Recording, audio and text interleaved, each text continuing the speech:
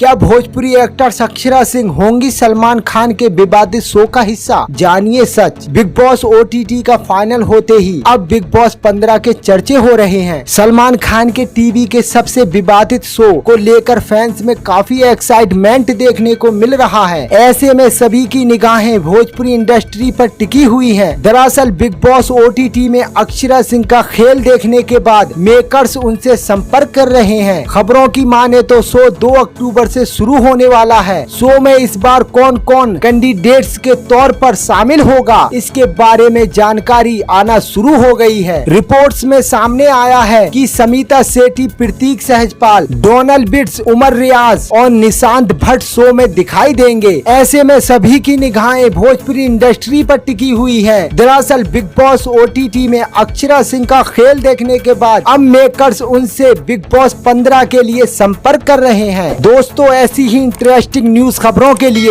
मेरे YouTube channel को subscribe करें, शेयर करें।